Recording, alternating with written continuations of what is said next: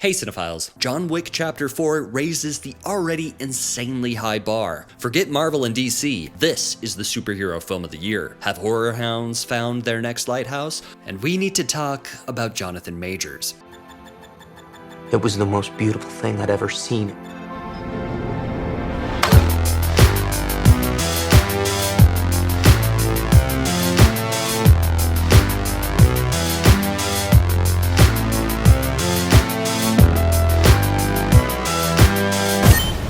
Not too bad. Welcome back to my monthly series wherein I curate a list of 10 new movies to watch. Stick around after my countdown for a rundown of other new releases, in addition to what the Cineflick community voted as the movie they're most excited to see this month. Without further ado, let's start the countdown. Number 10, Creed 3. Well, this is awkward. I had already written and recorded my thoughts on Creed 3 when news broke that Jonathan Majors had been arrested for assault. When I said in last month's video that 2023 was going to be the year of Jonathan Majors, this is not what I had in mind. I brought you into my home, bruh. You met my family. I put money up for you.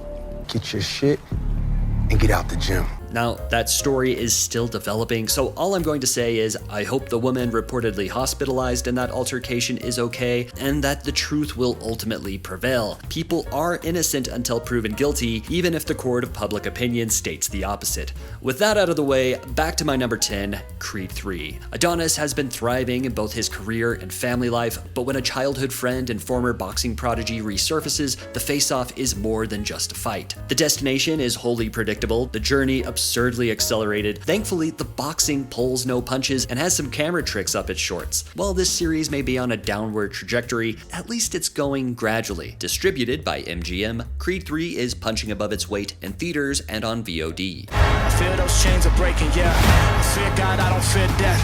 I see those stripes and take a step. Do you feel like I can never watch Creed 3 kind of thing? Never. Now let's go from dropping dudes in boxing to dudes dropping boxes. Number 9, Tetris. Tetris? Tetris. Tetris. Tetris. Tetris. It's the perfect game. Get me Tetris. When I first heard there was a Tetris movie in the works, I thought it was going to be some ill-conceived adaptation of the game and immediately started getting flashbacks of 2015's god-awful Pixels. Thankfully, this is nothing like that, but instead the story of how one of the world's most popular video games found its way to players around the globe. Businessman Hank Rogers, played by Taron Egerton, a great actor who I'm still lamenting was snubbed by the Academy for his excellent performance in Rocket Man, joins forces with Tetris inventor Alexei Pajitnov in the USSR, risking it all to bring the game to the masses. Вы все здесь только ради денег. What do you say? I don't speak Russian. This is the latest from John S. Baird, who directed the appropriately titled Filth and the altogether wholesome Stan and Ollie. I can get behind any filmmaker with that kind of range. Tetris premiered at South by Southwest to positive reviews and is now T-spinning on Apple TV+. Oh, come on. You guys are the kings of cliffhangers.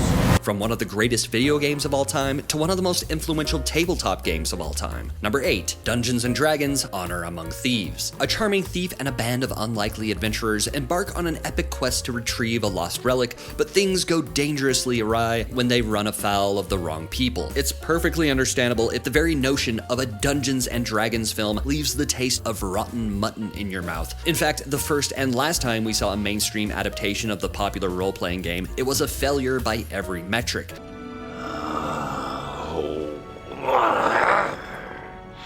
A film that spawned 2 direct-to-DVD sequels that, while lesser seen, were similarly derided. It's no small wonder then that after a decade of development and studios tossing the IP around like a hot potato, that Paramount Pictures would roll the dice with $150 million on the table. Why would they do such a thing, you ask? Well, take a look at who's involved. Writer-director duo John Francis Daley and Jonathan Goldstein, whose 2018's Game Night was a commercial and critical success, are in the driver's seat, working off a story by Chris McKay of Robot Chicken and Lego Batman fame. And then you have a star-studded party led by Chris Pine, the best of all the Chris's. That's what I've been saying! And if 2014's Into the Woods taught us anything, it's that Chris Pine plus fantasy equals yes. Agony!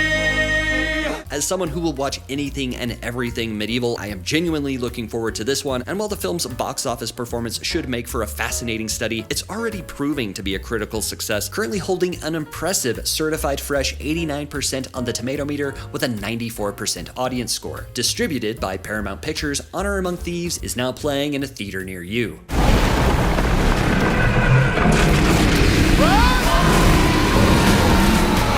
Number 7, smoking causes coughing. After a devastating battle against a diabolic turtle, a team of 5 Avengers, known as the Tobacco Force, is sent on a mandatory retreat to strengthen their decaying group cohesion. Their sojourn goes wonderfully well until Lézardine, Emperor of Evil, decides to annihilate planet Earth. This loony premise is the latest from the demented mind of Quentin Dupieux, director of fine films such as Rubber, about a serial killer tire, Deerskin, about a man's dangerous obsession with his designer jacket, and Mandibles, about 2 friends who try to profit off a giant fly they trapped. Dupieux makes films like nobody else, and you haven't truly tasted what cinema has to offer without dipping your own mandibles into his absurd satirical filmography. Distributed by Magnolia Pictures, Smoking Causes Coughing is now available on VOD.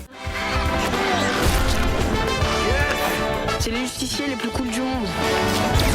Number 6, Scream 6. The next installment of the meta-slasher franchise sees the survivors of the Ghostface killings leave Woodsboro behind and start a fresh chapter in New York City. After 2022's Scream, a requel or legacy sequel or whatever the hell you want to call it, which successfully resurrected the franchise with fresh blood and OG blood alike, filmmaking team Radio Silence, picking up the series torch from the late great Wes Craven, wasted no time in making this follow-up. Moving the action to Manhattan was the stab in the arm this franchise desperately needed, making excellent use of all NYC has to offer, and making good on its New York New Rules tagline. Distributed by Paramount Pictures, Scream 6 is now screening in a theater near you.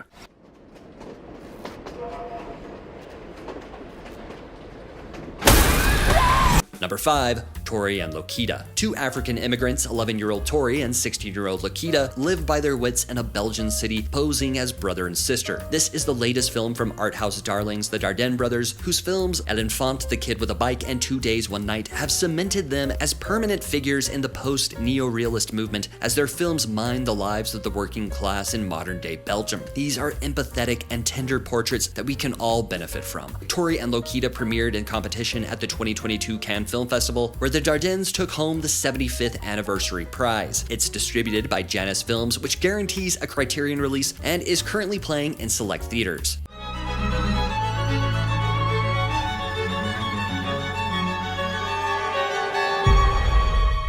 Number 4, Rye Lane. 2 20-somethings, both reeling from bad breakups, connect over the course of an eventful day in South London, helping each other deal with their nightmare exes and potentially restoring their faith in romance. I strolled down Rye Lane at this year's Sundance Film Festival, where it started turning heads right out of the gate, and it's easy to see why. This is a walk-and-talk 24-hour rom-com in the vein of the Before trilogy, bursting with the creative energy of an Edgar Wright movie. It's the kind of project that should open doors for all the key players, from first-time director Rain Allen Miller, stars David Johnson and Vivian Oparah, and screenwriters Nathan Bryan and Tom Malia. And at 82 minutes, it's the most easily recommendable film on this list. Distributed by Searchlight Pictures, take a turn on Rye Lane for yourself, now streaming on Hulu.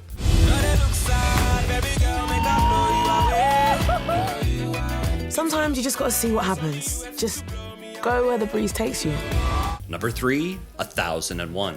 After unapologetic and fiercely loyal Inez kidnaps her son Terry from the foster care system, mother and son set out to reclaim their sense of home, identity, and stability in a rapidly changing New York City. Teyana Taylor, a dancer, choreographer, singer, actress, who prior to this I knew best from starring in Kanye's unforgettable Fade music video, gives a star-making performance in this decade-spanning drama. This is an impressive and confident feature-length debut from writer-director A.V. Rockwell, who I suspect we'll see many great things from. This is another film I saw at this year's Sundance Film Festival where it won the top prize, an honor claimed by Oscar-winning films like Coda and Minari in recent years. I thought 1001 could have similar prospects, for Taylor's leading performance in the very least, but Focus Features has released this one into theaters well ahead of Prime Awards season. But hey, you never know, that worked wonders for Everything Everywhere All at Once. I go to war for you, you know that? Against anybody. Against this whole city. But they're not breaking us up this time. Number 2, Enys Men. Set in 1973 on an uninhabited island off the Cornish coast, a wildlife volunteer's daily observations of a rare flower turn into a metaphysical journey that forces her, as well as the viewer, to question what is real and what is nightmare. This is the sophomore effort from Cornish filmmaker Mark Jenkin, who won a BAFTA in 2020 for his acclaimed debut Bait, which itself is finally being released stateside alongside Enys Men. This experimental folk horror film is a beacon to those desperate to find anything remotely like The Lighthouse over the last few years. The unnerving 16mm photography looks to be developed in water, pulled straight from the subgenre's wicker and witchy roots. Distributed by Neon, Enys Men is now playing in select theaters.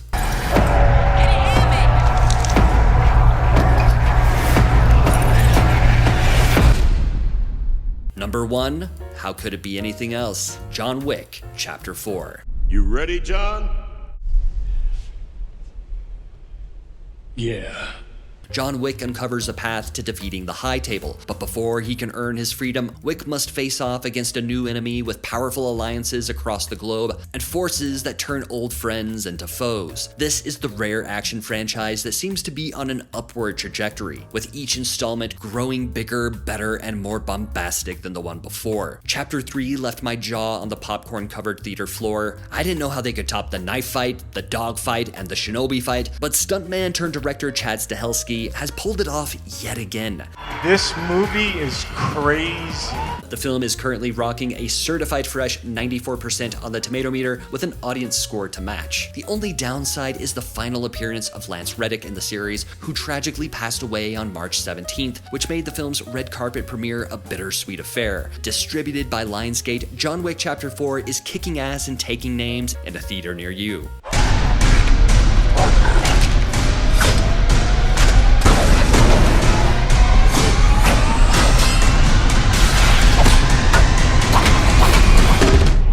And those are my picks for 10 new movies to watch this month. Other releases include 65, Boston Strangler, Champions, Chang Can Dunk, Children of the Corn, Ghost Town, A Good Person, Inside, Kill Bok Soon, The Lost King, Luther, The Fallen Son, The Magician's Elephant, Moving On, Namjoon Paik, Moon is the Oldest TV, Operation Fortune, Ruse de Guerre, Palm Trees and Power Lines, Punch, Shazam, Fury of the Critics, Walk Up, and The Worst Ones. Over on the Cineflick community tab, I asked, what movie are you most excited to see in March? And John Wick Chapter 4 blew the bloody doors off with 54% of the vote. Have you seen any of these movies? If so, what did you think? If not, which ones are you most excited for? Are there any March releases that I left out? Let me know in the comments below. I'll see you down there. If you enjoyed this video, please give it a thumbs up. Subscribe to Cineflick for video essays, film lists, and more. I got this. And click that bell next to the subscribe button if you'd like to be notified anytime I upload a new video. Thank you so much for watching. For Cineflick, I'm JS Lewis. Until next time, watch something good.